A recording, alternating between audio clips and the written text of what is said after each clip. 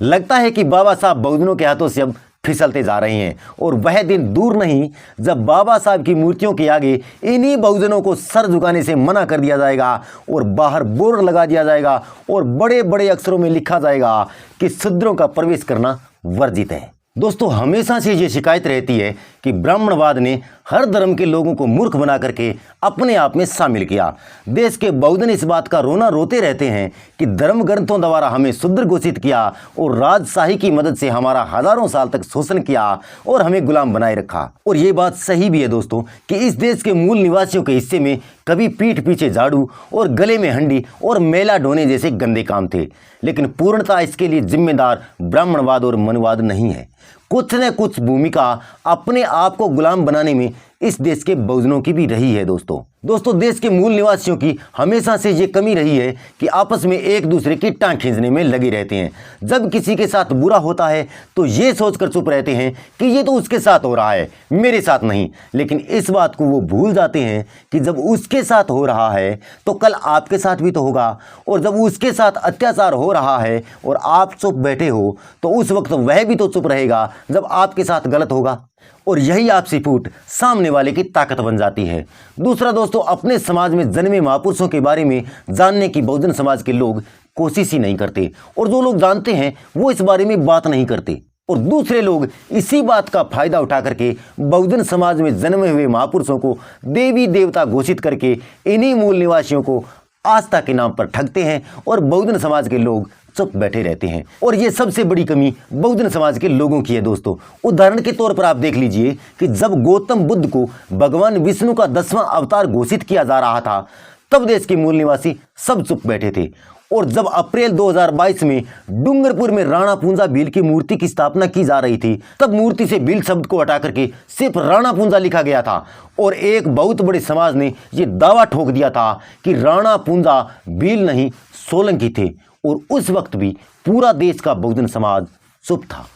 ऐसे बहुत सारे उदाहरण हैं दोस्तों जो इतिहास के पन्नों में दफन पड़े हैं और उन पर कोई चर्चा नहीं करना चाहता, क्योंकि सबको अपने आज की चिंता है। कल के बारे में कोई नहीं सोचता कि भविष्य में क्या होने वाला है, क्या हो सकता है या फिर क्या होगा, इस बारे में किसी को चिंता नहीं है। दोस्तों कुछ लोग कहेंगे कि गौतम बुद्ध तो क्षत्रिय थे तो फिर देश के बहुजन इन्हें क्यों अपनाते हैं। माना गौतम बुद्ध क्षत्रिय परिवार से थे, लेकिन एक विराट सोच के साथ उन्होंने मानवता को नया आईना दिखाया था और ईश्वरवादी विचारधारा के बिल्कुल वो खिलाफ थे। और इसीलिए बहुजन समाज ने लंबे समय से उनको अपना महापुरुष माना है और मानते रहेंगे। दोस्तों एक परेश रावल साहब की फिल्म आई थी ओ माई गॉड, शायद आपने देखी होगी, जिसमें उन्होंने तथाकथित भगवान के ऊपर ही मुकदमा ठोक दिया था और भगवान को शून्य साबित करने के लिए मुकदमा लड़ा था। लेकिन उसी मूवी के एंड में आप देखिए भगवान को मानने वाले पंडे पुजारियों ने और जनता ने भगवान को न मानने वाले परेश रावल को ही आस्था से जोड़ दिया और उन्हें भगवान बना दिया, जबकि परेश रावल खुद इस मूवी में ईश्वरीय विचारधारा के खिलाफ दिखाए गए हैं। ठीक उसी प्रकार दोस्तों आज हकीकत में देखने को मिल रहा है। उस मूवी में दिखाए गए पात्र कांजीलाल की तरह ही बाबा साहब ईश्वरवादी विचारधारा के बिल्कुल खिलाफ थे और भगवान जैसी चीज़ों के ऊपर कतई विश्वास नहीं करते थे। लेकिन उन्हीं बाबा साहब को स्वार्थी लोगों ने आस्था से जोड़कर भगवान बना दिया ताकि उनके नाम पर चंदा इकट्ठा किया जा सके और दान पेटियां भरी जा सके।